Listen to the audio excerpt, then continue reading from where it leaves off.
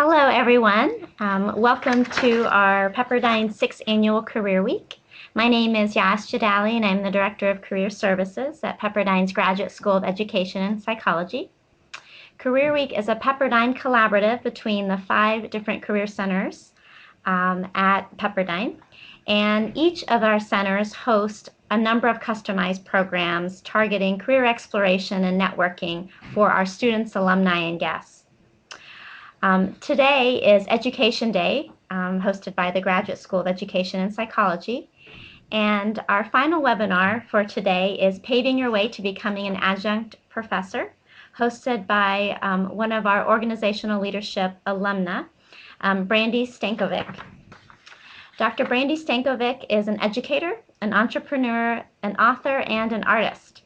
She is a partner of Mitchell Stankovic and Associates, a global strategic consulting firm. Prior to MSA, Brandi worked as the Vice President of Marketing and Administration for Ventura County Credit Union and the Director of Education at Harlan. Brandi is an avid volunteer. She's the volunteer manager at Aid for AIDS Nevada, Young Leaders for Kids board member for CMN Hospitals, and the Global Women Leadership Network co-chair for Nevada. Brandi is the HRD Network board consultant and a proud QD 2003. Brandi is also an adjunct instructor of business at the College of Southern Nevada. She received her bachelor's in finance and economics from the University of Nevada, MBA from USD, and as I mentioned, a doctorate in organizational leadership from Pepperdine University's Graduate School of Education and Psychology. We are very pleased to have Dr. Stankovic here today to talk to us. And so I'll go ahead and turn over the mic to her, and then we can always field questions at the end, but feel free to type them in the chat feature. Thank you, Brandi. Cool. Hello, everybody, and welcome. Thank you for allowing me the opportunity to speak with you today on this topic. I can see some names and some phone numbers over on the left, so hello and welcome, and I'm glad you're here. So as Yas mentioned, I did finish the doctoral program at Pepperdine, the EDOL program. In 2011 is when I graduated, and I started the program in 2008. So it feels like yesterday, but it's already been a few years ago. So from our discussions prior to this, I hear that some people are in that program, some people are in different programs. So I think that we'll talk about all of those pieces, and I'll try to make it relevant to where everybody is today. So one of the things that Yas asked that I talk about is a little bit about my career path. And I was mentioning to her that I decided to use bit strips for today because you probably don't see very many PowerPoints with something silly in it like this. So either it'll be, you know, happy for your day today, or it will be totally lame. And either way, you're here with me to do the webinar. So when I finished my MBA, like a lot of people that finished an MBA, I had somewhat of a chip on my shoulder, like, okay, how am I going to go out and change the world? And quickly got into corporate America and said, you know what, I'm just not meant to be in a cubicle. And of course it took me 10 years of experience to kind of get there, but I did learn that pretty quickly. So I set off on some sort of an entrepreneurship kind of path, and that also led me to teaching, because I feel like teaching, the one thing that I thought teaching has always done for me is kept me relevant. There's nothing like a room full of young, you know, excited minds to keep you on your toes. Now, I started teaching in 2005 as an adjunct. So it was back before we had smartphones and that kind of thing. And this is, I guess, dating me, but hopefully you're there in the same shoes. But it's the idea that before they could Google something. Now when I'm in the classroom, I was in the classroom just the other day, and a student's like, not according to Wikipedia. So I think that teaching has created this level of relevance for me in my career. And I think that was an important point when I look at my path to kind of examine that. Also, my path has always been in credit unions. As you heard from my bio, I've worked in the financial services industry. So I was in this industry when I did my doctorate, but I've also been in this industry while teaching, and I incorporated some of that, which I'll talk to you about in a minute, in getting the job as an adjunct. And then, of course, it led me to Pepperdine to pursue my doctorate degree. And in the higher learning realm, being a doctor is almost essential. Okay, so one of the questions that we had chatted about before the webinar today was the doctorate worth it? Was a degree from Pepperdine worth it? And I think that anybody that was in the or is in the EDOL program probably heard Dr. Farzine's speech on the $1 Million Degree. Well, I think that one thing, when somebody asks me my doctorate worth it, it's absolutely. The answer is absolutely yes. And the reason for that, I think, is we're going to get into some of the pieces of it, but it's the idea that I was finally in a place in my career, my life, where I was surrounded by other people that were just as obnoxiously academically, meticulous as me. And it was nice to let my inner nerd kind of flourish in a way. It was nice to have an outlet for learning and for growth. I think that in our careers, as we move forward in life, we become adults and we get out of our parents' houses, or we turn 18 and we go to college. And that's like such a big moment to go to college, and you dedicate your life to learning. And then at some point you finish college, you finish things, you get into your career, and no longer do you actually set aside time in your life to learning. And I think that's a big piece. It's obviously important to everybody that's on the phone today, given why we're together. But it's the idea that it's making sure to dedicate time for you and dedicate time to work on that. And was Pepperdine worth it? I think that as strongly as the doctorate worth it, Pepperdine absolutely, I think, has an international reputation. I have been in other countries creating conferences and had people recognize that degree. As a matter of fact, sometimes I will leave off my undergraduate, my MBA from my resume and use Pepperdine because of the fact that it has this recognition. There were quality professors. But whether or not it's cliche, the most value that I got from my degree was intrinsic. It was what I was feeling inside, the efforts that I put forth in that. Plus, Pepperdine did a really good job of making me feel special. And when I felt special, I went out and wanted to accomplish special things and wanted to make other people around me feel the same way. But when we're talking about value, I think there's a couple other pieces to value, and I'm going to show you what I mean by that. Second one is building value. When you build, it's like not only does Pepperdine have this reputation, but we as current students and alumni need to work together to continue to build that value. We also have to be able to communicate that value, and we're going to talk about that in a second. But in building the value, first, the biggest thing I can recommend when going out to become an adjunct professor, or just in the degrees that you're in, it's play full out. Like, play full out. Do whatever you have to do to just be there, be in the moment, put the phone away, put the kids to bed, do whatever you have to do to play full out. And I think that having that frame of mind that you're going to give it that will impact, going forward. And we're going to talk about some of those strategies in a second. The second in the building value is the concept of it's not a matter of if. I knew in my life that I was going to get my doctorate degree. I knew that. And it's not a place, academia, as I mentioned, is not a place where I've ever been insecure, where if someone says, you're dumb, and I'd say, well, you're dumb. So it's never been something that bothered me emotionally. So because of that, getting the doctorate was never a matter of if I was going to get it, because I was going to get it. It was just a matter of when. And so I think that it's, if we can approach some of these things, like getting your adjunct, getting your foot in the door adjunct, or even being a full-time professor, if you want it, do it. And so we're going to, keep going and building on that.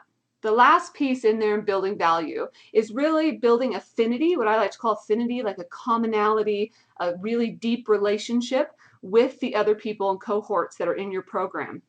You'd be amazed how many people, and depending on whether or not you are all the way advanced in writing dissertation, or you're in the beginning of a doctoral program, or maybe you're not even in the doctoral program, if you're not taking advantage of the people around you, you're around other people that, whether or not they may not be at your level, or they may not be at your capacity, they still want it or they wouldn't be there, and they're putting it at a certain level of priority in their life. And so I think this affinity that you can build, it's going to build a network of people that you've been through something special that could ultimately help you. I'd imagine that there are some people that probably work for Pepperdine in your program. There's probably some people in your program that already are in higher education, so why aren't we tapping into some of that value? And I think affinity also helps us to get over ourselves, and we're going to talk about that in a minute. The final thing is being able to communicate the value. I am in more of a business realm. As I mentioned, I work with financial institutions, and people with doctorates are few and far between. As a matter of fact, I think I know one other person, and he won't even talk about it. And so because of that, I've had to, in the last few years, manage the power of this degree. When I get around people that aren't, or that might potentially could be intimidated and things by it, I have to manage the power of that and be able to manage my own humility in that. And that's part of communicating this value of this degree. And when I talk to fellow, alumni, they go, oh yeah, everyone calls me doctor. And one of my cohorts, one of my colleagues at the business that I'm in said to me, well, who do you know that puts the doctor in their title? And I said, everyone that has a doctorate. But the problem is that people that have doctorates aren't very common. And so managing the power of that has really ultimately helped me to communicate that value with other people. The next piece is when you get a doctorate in higher education, you make more money. Period. In business, from a consulting perspective, I can demand a little bit more money because maybe, I learned a thing or two, or it sounds really cool.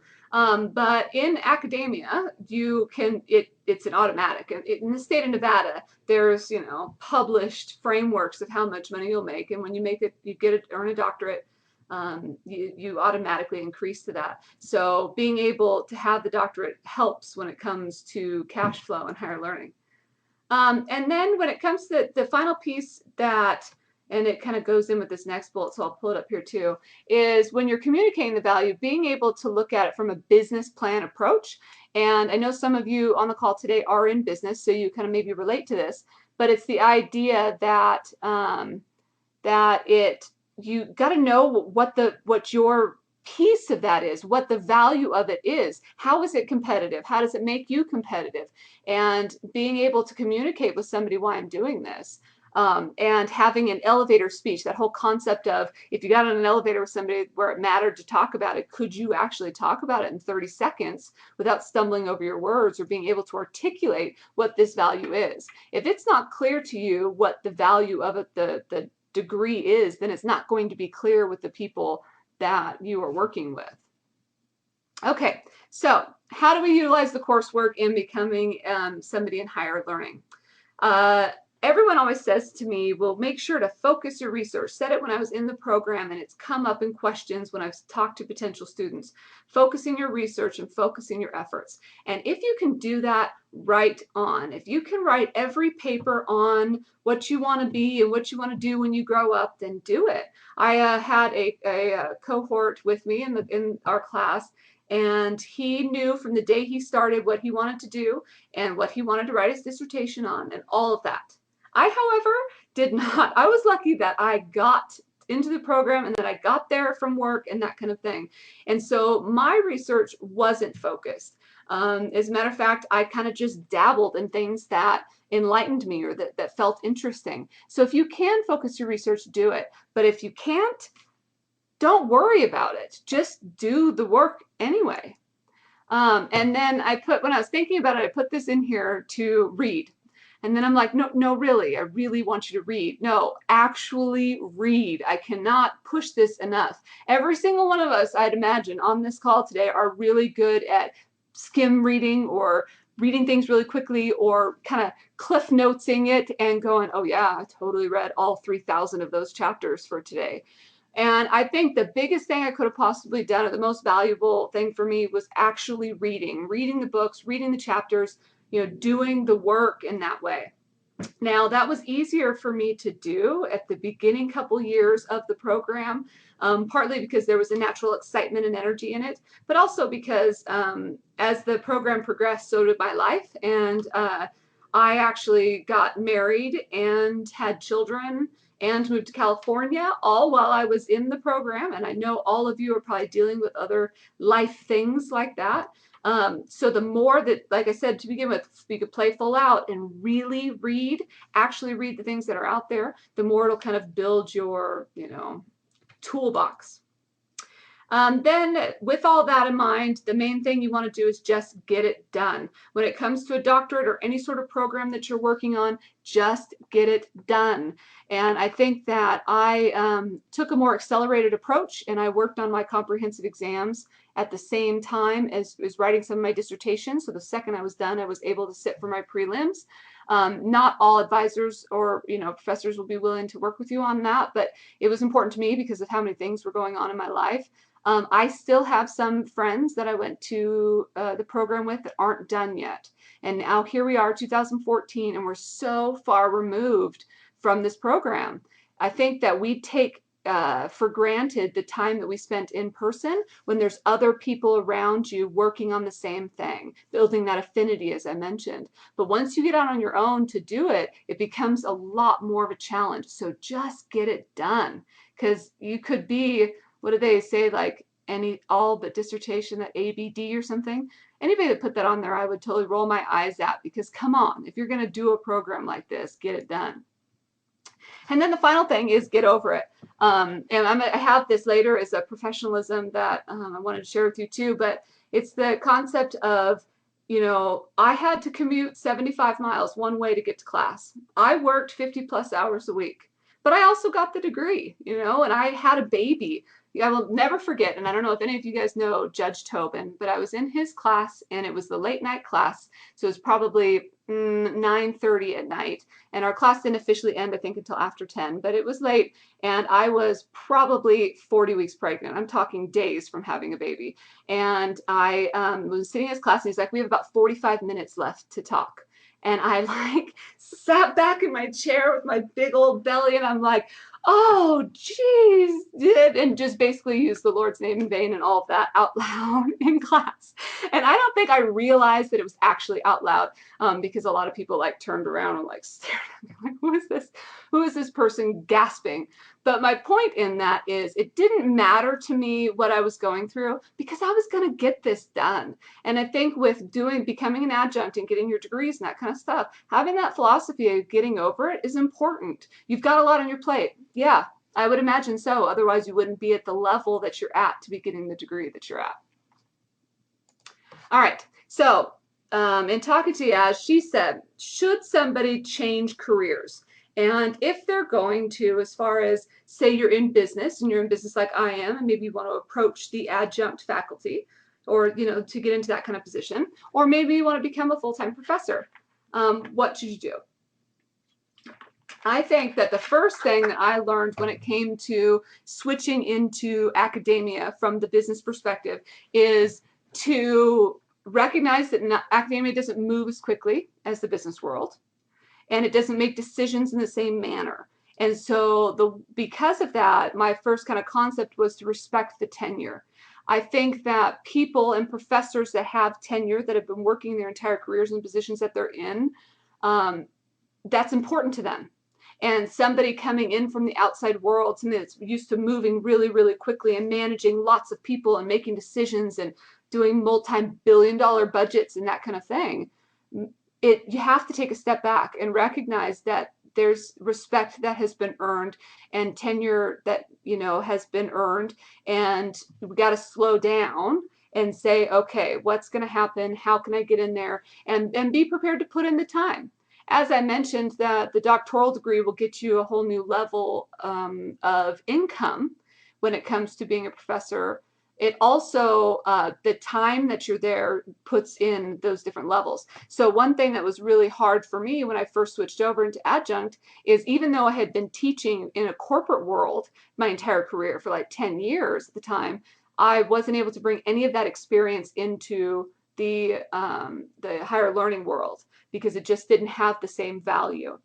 So I had to start again back at zero. And so we have to be prepared when you make that transition to put in the time, in a way that you can do that is if you want to be a full-time professor and get in at a different dollar amount, then to be an adjunct for the next few years while you're kind of building that credibility. And then when you put your name in to be a full-time professor, you have those years in academics to build upon. So the next piece is to always say yes. So I became an adjunct in 2005, and anytime I got any sort of opportunity, I said yes.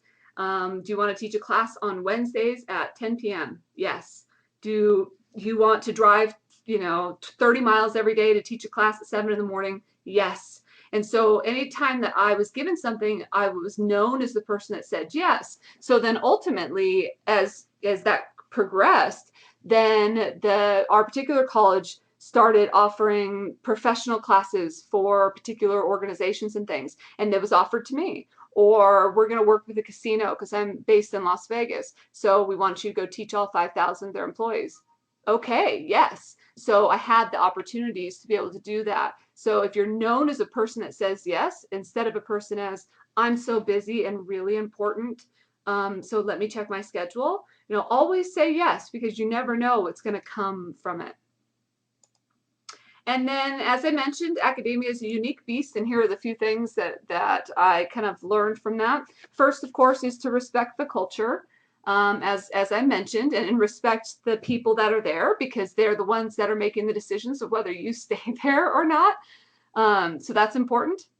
You want to assimilate when it comes to communication. Learn how the people like to be communicated with, what channels to use, how to communicate best, when to communicate, when it's important to be in person versus, via email and things like that, because every college and place that you'll be looking into is a little different. So definitely try to assimilate in that way.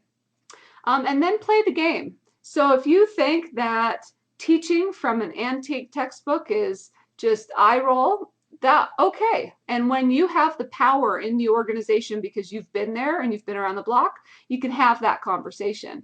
But until then, play the game. So many times at the college that I'm at now, I see new professors coming in wanting to change the world. And it's kind of like the boiling frog theory, and not saying that where I'm at or tenured professors are boiling by any means. It's more just the concept that you gotta just slow down. You jump in and go, it's hot, I'm gonna change everything and make this all like how I want it to be. And we gotta slow down and play the game and put in the time and respect that. And then do your homework. When it comes to becoming a professor, you've got to know who the other professors are and who has been there and who has kind of changed the department forever, and who was previously a dean, or who was the chair, who are past chairs, or any of those kinds of things. Know who people are. So if you get phone calls or emails or that kind of thing, you know who the players are. You can do this by, looking at websites a lot of times, but asking people around. And we're going to talk about some of those strategies, but knowing who it is that you're talking to, what the process is, and all of that can be really helpful. Sometimes just picking up the phone and calling the HR department and saying, if I wanted a job there, what would I need to be doing? What kind of things would I need to be collecting? That'll help. I know when I became, I had the opportunity to be the emergency hire full-time faculty instructor. I don't know, there's a very long title for it, but about 2 semesters ago, spring of 2013, they had a retirement that was accelerated. Somebody was approved for their retirement a little ahead of time, so they didn't have an instructor to fill the position. So because I'm the person that always says yes, they called me to ask if I wanted to do that. Ultimately, it was my plan to teach full-time. And so I was working, and then I was doing the adjunct faculty, teaching adjunct, so part-time.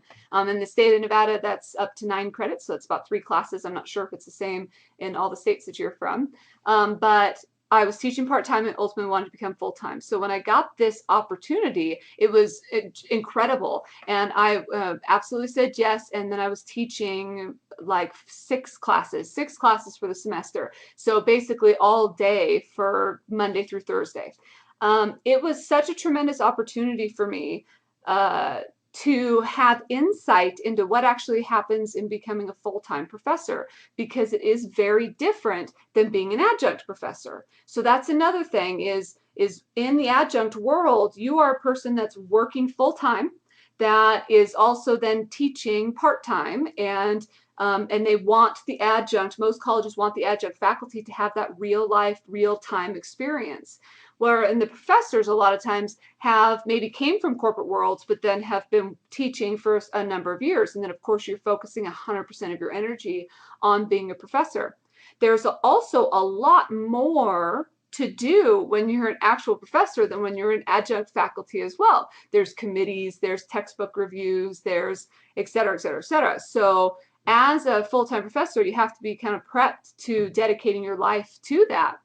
And a lot of you kind of know the game and know this, but if you don't, it was good insight for me to see that. I was able to recognize that being a full-time professor wasn't in line with what my ultimate vision was, and having that opportunity to do that semester as the emergency hire really helped with that. And again, I wouldn't have gotten that emergency hire if I hadn't have been the person that always says yes. Okay, the final thing is volunteering to the top. I push this in the business that I work in, and also in, as far as this adjunct is concerned. If you want to do this, be prepared to do it for nothing and volunteer your way in the door. So if there's faculty events or softball games or community events and people are out and about, then going there and volunteering and getting to know the people that are part of the college can really help. So be prepared to put some time in and not necessarily getting something back from it. And again, when I finished my MBA, there's probably no way I would have done something like that. But I've learned that, and that sometimes that's what it takes. It takes putting yourself out there and not necessarily expecting a lot in return. So what should you do to become an adjunct faculty? The first thing, after the do your homework conversation, so it's building on that, is write a personal business plan. And what I mean by that is, what is your value? Why would a college actually benefit from having you on board? And I think that sitting back and really thinking about that is really important. Taking a look at the colleges that you want to go after, or universities that you want to go after, taking a look at the kinds of things, once you do your homework and you find out what other professors do, maybe research is incredibly important. And so you need to be a kind of person that is, doing a lot of proposals for a lot of different academic conferences and getting published as much as you can. Or maybe the particular university likes people that, like a University of Phoenix or something, might like somebody that has a job and only hire part-time professors. Or maybe, the college is somewhere in between. So nonetheless, doing your homework, finding out what the university wants, the college wants, and then finding out what your value is in that. We had a little bit of a discussion about whether you should choose to focus a niche, or if you should be somebody that can be broad in your understanding and your experience. From my perspective, the more opportunities a university has to hire you, the better. So if you make your niche too specific, then you aren't relevant when other opportunities arise. But you also don't want to be such a generalist that you're not actually a qualified expert in any of those areas. So when I came on board at the College of Southern Nevada, I was teaching women in business. And so it's something that's been a passion in my career, and I was able to focus on that.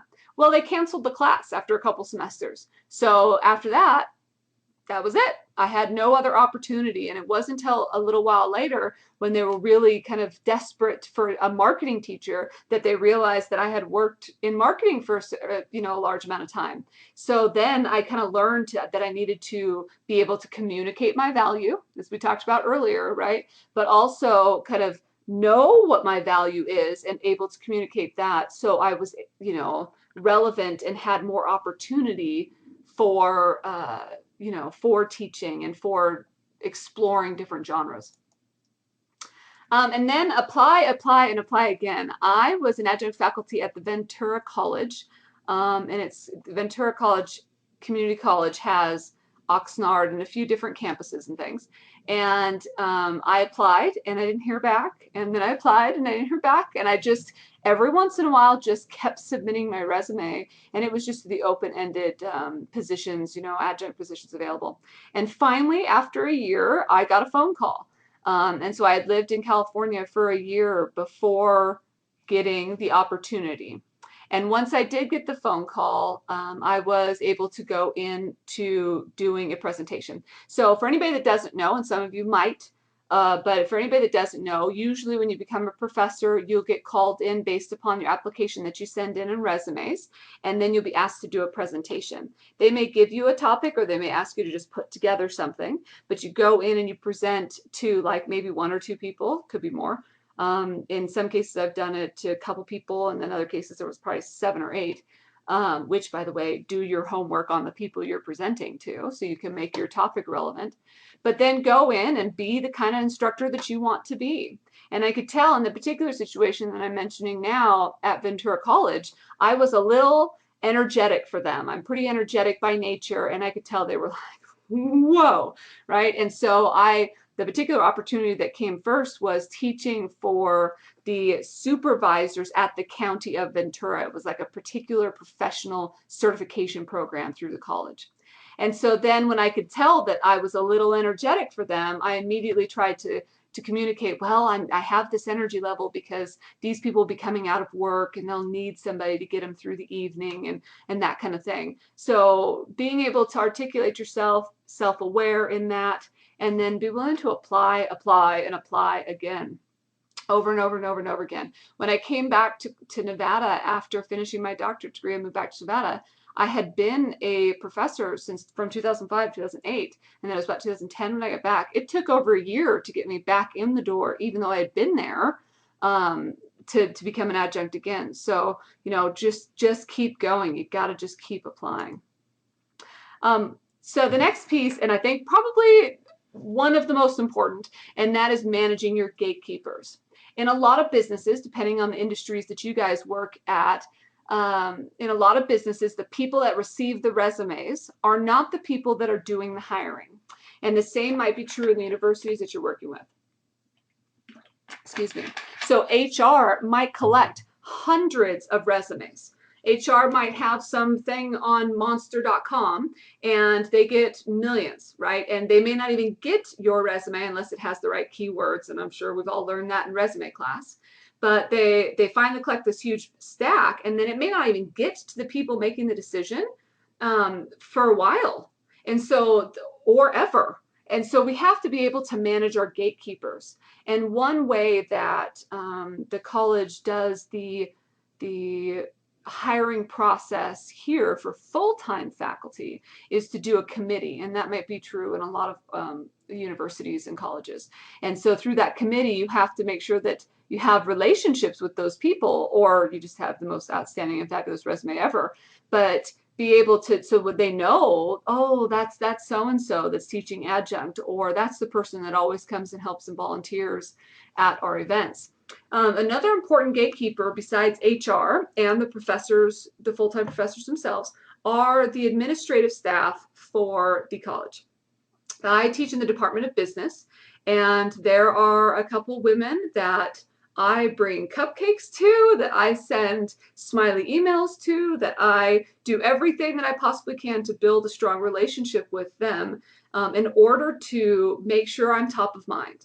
Because if I'm easy to work with, they don't mind assigning me classes. And guess who writes up who should teach what and then gives it to the department head? Of course, the administrative staff. And so the more that we can manage those gatekeepers, again, the HR department, maybe your administrative staff or your full-time professors, the better, because then you're actually kind of building relationships with people all along the way. And then the final piece that I wanted to put on there is just being, well, actually there's one more after this, but being ready to pounce. So if they call you, go. If there's an open house, attend. If somebody asks you a question or asks if you want to involve, be there. So the more ready that you are to pounce on these kinds of situations, the better, because opportunities may not arise again. I know when I've gotten the opportunity to do my presentation for the next round of interview as being a full-time faculty or even in the adjunct capacity, they usually say, we have an opportunity or an opening on Wednesday from 1 to 2 if you could make it. And of course, working and stuff, that's not always possible. But we're really, before you get the job, there's really not opportunity to negotiate. So the more ready that we can be to pounce, so if an opportunity does arise, that you're there and you're on it. And then the final piece here that is for real, the final on this strategies slide is advocating for yourself. If you're not going to advocate for yourself, who is? So being able and good at speaking about our value, as we talked about, doing that personal business plan so you're able to do and speak about that value well, but then advocating, going in and saying why you're good at, what you're good at, while remaining humble and being able to just lobby for you. And sometimes I think people are constantly worried about other people around and those kinds of things, but advocate for you, focus on you. Okay, and then here are my professionalisms that I thought I would add to this. And one of them we've already talked about, and that's getting over it. I think not only do we have to get over it when it comes to all the stuff that we have to deal with, our lives and our commutes and our babies and our husbands and our wives and our partners and just all of that. Then I also think we have to get over our egos in a way when it comes to getting on and working in a different industry, like if you are going to change over, or even if you're trying to progress. So get over the fact that it's going to take a while. Get over the fact that it's going to be some work. Just like your doctoral or any of the programs that you're in or work, so is going to be coming, getting your foot in this type of door. So we have to be able to just go into there drama-free. And also, it impacts you. So my very first day, to tell you a quick story, my very first day teaching, I was all excited. It was that women in business class that I mentioned. It was in 2005, so I was still in my 20s, which was exciting in itself. And I went in, and it was before the day of every classroom being a smart classroom. It's amazing how quickly that's happened, by the way. But I brought all my markers, and I had a flip chart, and I had a stack of overhead, slides for the projector. And we get in, we sit down, and I'm like going to talk to him, and I lean on the table, just, I don't know, for effect in making a statement or something. And when I did that, I fell over, and the table fell over, and crash went all of my stuff, markers, and now the overhead slides are like not in the right order, right? And everything just went flying, and the whole class is like, just completely just gasped. I mean, as they should have, right? Gasped for air. And so I stand up, and like purple is now like creeping up my neck because I'm super embarrassed. And I barely made it through the class. And after the class, I was like walking out to my vehicle, like, this is me holding my briefcase, but like, oh,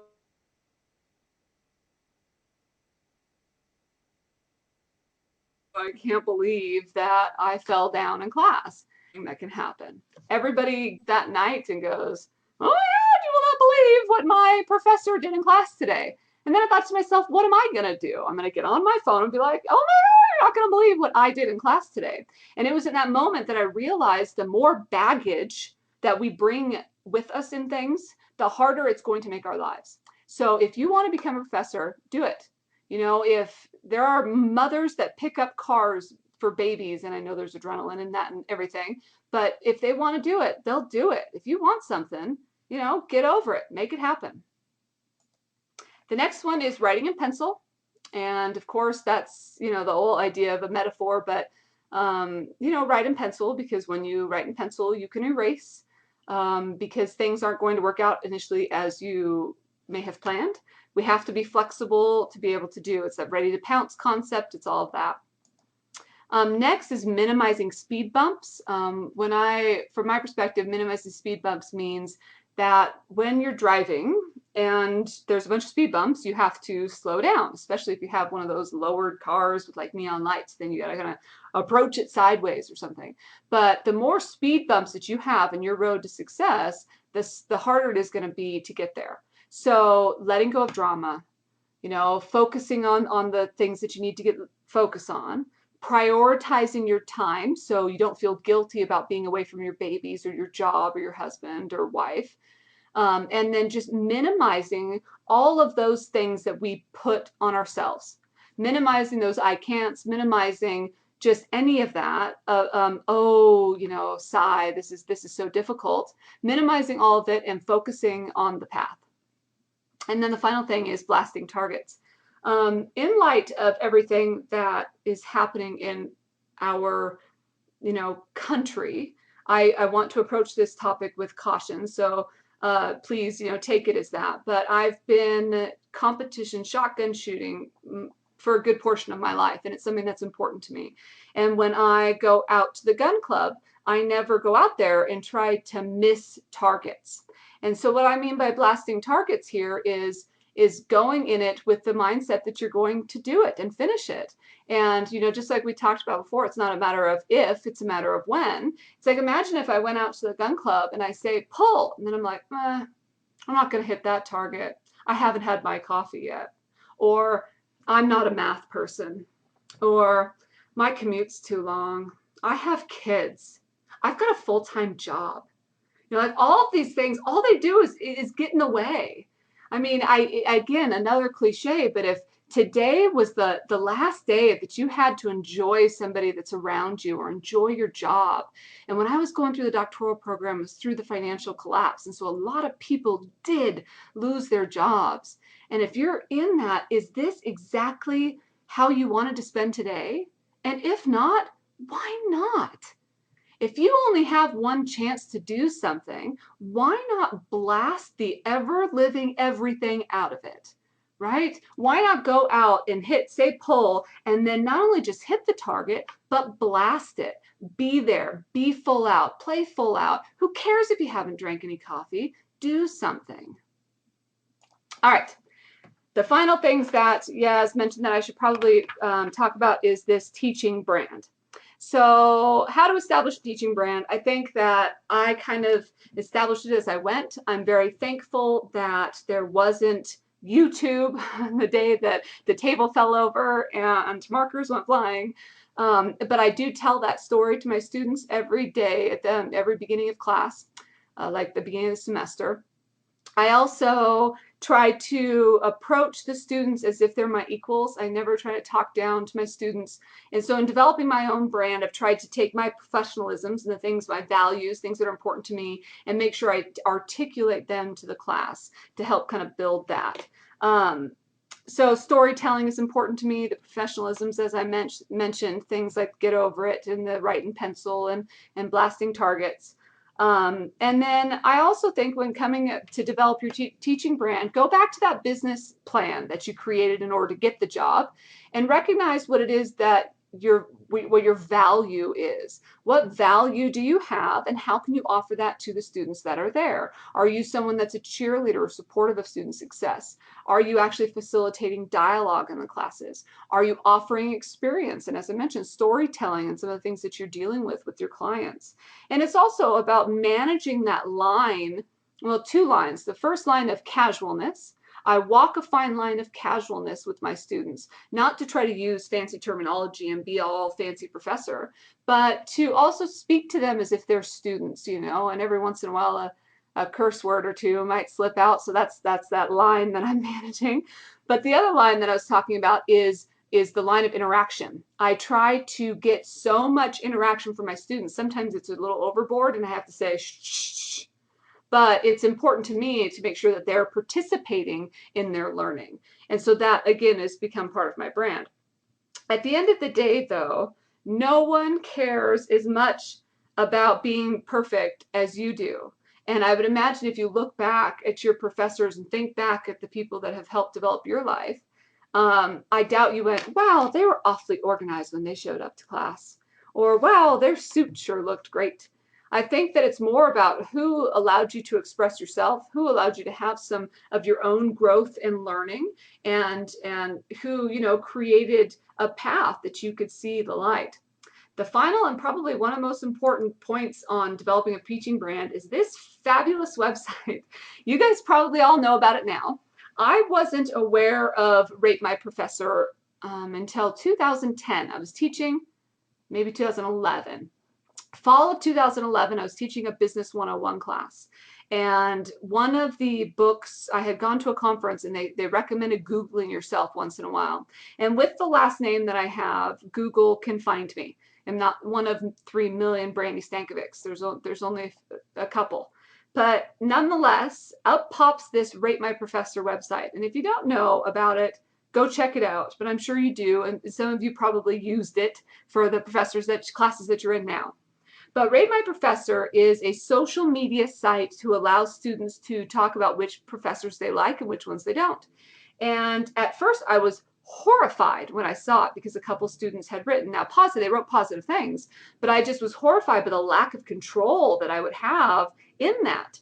I also then found out as part of the evaluation process of the college, sometimes they will take a look at Rate My Professor, which part of me is like stomping my feet around like a child, like that is not fair, right? Because I have no control over what the students would write. Then I got to thinking, okay, ultimately I need to manage this. Just like I would manage my brand, I need to manage that. I kind of said, okay, I'm putting my photo up. I'm going to make it a point to check it from time to time. And at the end of the semester, when students are doing their evaluations and I'm passing them out for the college, I'll even say, if this is a class that you think other students want to learn about, then please utilize this website. And I even say to them, hey, if you have something nasty to say, I'd prefer you come tell me as opposed to, yelping it or Rate My Professoring it out for the world.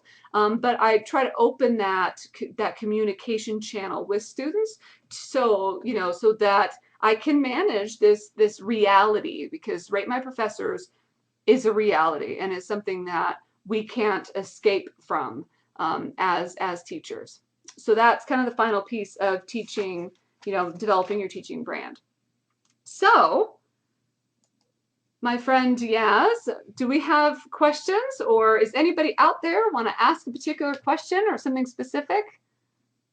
Brandi, this has been great. Not only that you've given great tips on how to really build a positive reputation for yourself, but I really like that you added the humorous and the challenges and the emotional aspect to it too. I think that a lot of people can relate to that. So thank you. This has been great. I do have a couple questions, and I also want to make sure that you may have had specific questions posed to you, so you may just want to check the chat. Okay. But if not, I'll go ahead and ask a couple on my end.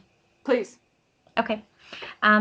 So my question to you is, if you were to have someone approach you cold, inquiring about the school where you teach and how they could get their foot in the door, what is it that person would have to do, or the way in which they present themselves, that would make you want to help them or make an introduction for them, or even vouch for them or invite them to your class even as a speaker?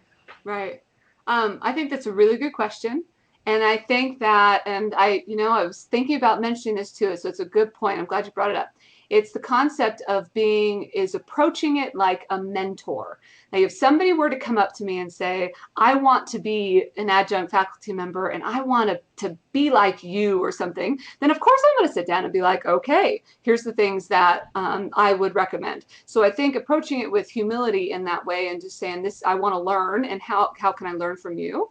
And then asking about maybe just starting with something like lunch, or can I pick your brain for an hour? I'll buy you lunch or buy you a cup of coffee. But I would probably recommend to somebody that would come to ask me that question to go through the traditional channels first, making sure that they're going through the website and doing the things that we talked about today in the webinar. But I love the idea of guest speaking. I constantly ask my students to find people to guest speak, like especially if we're doing business plans or something.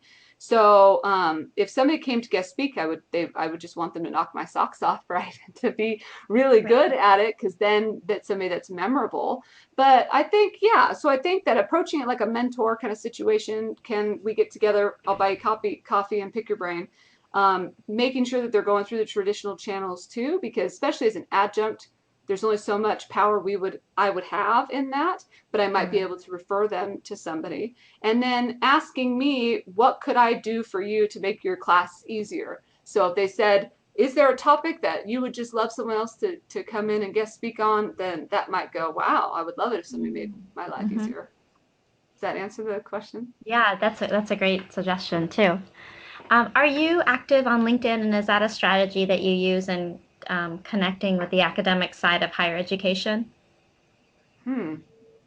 I am on LinkedIn and I am active in LinkedIn, and I would imagine that a majority of my cohorts and I are connected that way.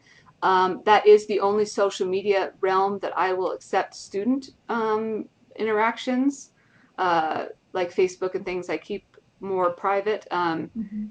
I have not pursued it for academia. However, every time I've ever gotten a job, I immediately like friend request for anybody I'm working with so I can maintain some of those connections. Because if you've got it, if you have, if you're relevant to somebody today, make sure that you remain relevant to them tomorrow.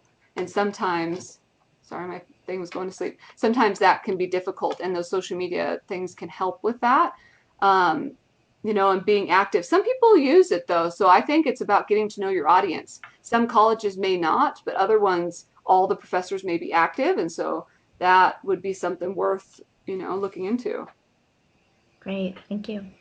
And then my last question is, if you had to look back at your doctoral program, and you brought up a lot of great suggestions. So if you had to leave our audience with one piece of advice of what they can do now or what you wish you would have known, what would you tell them? Just kind of that one nugget.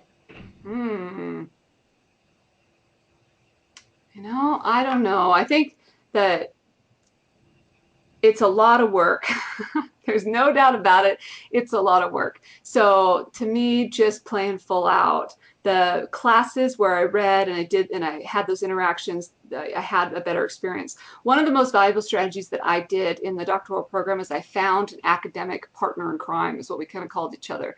It was a Mm, fellow student that also commuted. He actually commuted from Texas, but had a similar writing and academic and kind of working style as me. And so mhm, he wanted the same level of output as I did. Some people were kind of like, I'm just writing to get it done. I was actually writing to do something with my life. And so he was kind of down that same path. And once we found each other, then we would collaborate on every project.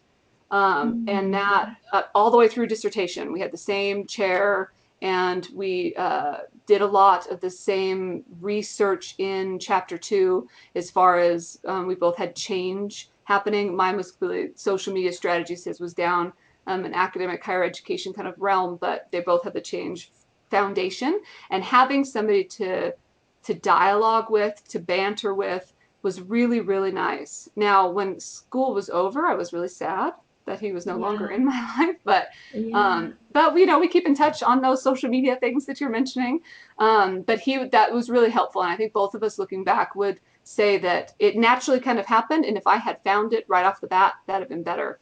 Yeah, One little story, I think we still have time, right? A couple minutes. yeah, please. My very first semester of doctoral program, we had to write a paper, and I came out of like I mentioned, a marketing background. So my first paper that I wrote, like a one pager on something, I got a really bad grade, but it wasn't like really graded for points. He just kind of was like, this isn't good, learn APA. And so I went back, a little ego wounded or whatever. But then it comes to group work time, and we had to find 3 people or 4 people that we wanted to work with. So I'm like, look at me, all laid back. I'm going to just accept anyone. And I ended up in a pretty diverse group. A couple of people with English as their maybe third language, definitely was not a primary language, and a couple of people that weren't committed because it was the first semester, committed into the doctoral program. Nonetheless, I decided I wasn't going to like edit the paper or anything. So we all put our pieces together. And we turned in the document. And we got like a D or a D or an F, something that was not only failing out of the program because you have to maintain a B or something, but it was somewhat of like a psh, psh, you guys should not be turning in this quality of work. And it was like such a moment for me to be more active in my pursuit of my doctorate. So that whole play full out kind of concept, that if I was going to succeed, that I had to be in charge of my success. And so whether or not this was the right strategy, I took the paper back and like rewrote it, tried to bring us out of it. And I had a couple of the cohorts willing to help me in that. But from that moment on, I was no longer just kind of like, whatever happens, happens. It was more of, this is what I want to happen. and how best, can I get there? I also think that another thing I just thought of in the doctoral program, any program, it's really important to build affinity with your professors because they're going to be the advisors or the people that are on your committee. They're going to be the people helping you finish. And if you piss them off along the way, and some could have had those kind of experiences, that doesn't help you get anything done. That your professors are your gatekeepers now, but are also your coaches and your mentors. They want you to succeed. Why would you ever put yourself in a position to burn a bridge because you didn't like an assignment, or whatever the situation is. Yeah, I like what you're saying because it's not just about networking internally, or externally, but also networking internally in your program, whether you're collaborating with one of your classmates, or you're really building a reputation and relationships that can then help you down the road in your career. And I think you're right that professors, they have met so many students and now are connected to so many alumni that they are great points of referral. But you obviously have to make a strong impression for them to Remember, um, right. to help you, to want them to help you. Could So you imagine dealing with a whole bunch of us? Like everybody on this thing has to think about, could you imagine being the professor that has to listen to all the egos and experiences that we have? I mean, it yeah, takes a pretty amazing person to really to deal with that. In hindsight, you go, whoa, like we really put them through the ringer from time to time. But yeah. Well, I that's cool. imagine they So have to how keep in can mind that I it's part of tell, the would it process. just show me over on the left if someone else had a question you asked that somebody might have written to me specifically? I just want to make sure It that I would be in the didn't. chat feature. I read the questions I had, Okay, so we're good. okay. I don't think I see any other ones. Well, thank you. You covered a lot of information that's been so helpful and great advice, and also really motivational too, Brandi. So Cool. we know that you're very busy and really appreciate you taking the time to share your experiences with our students and alumni. So Of course. thank you. Thank you. Thank you for And the for opportunity. Thank you to everybody that was on the yeah. call today.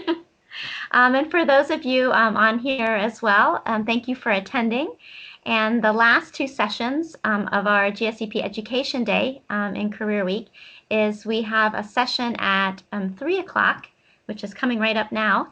It's at West LA, and it's called The Cultural Way, Cultural Awareness in the Interview and on the Job. And then from 5 to 6:30, we have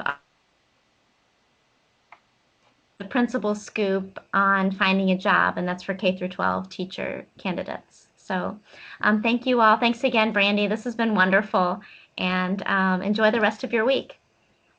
Bye. Thank you.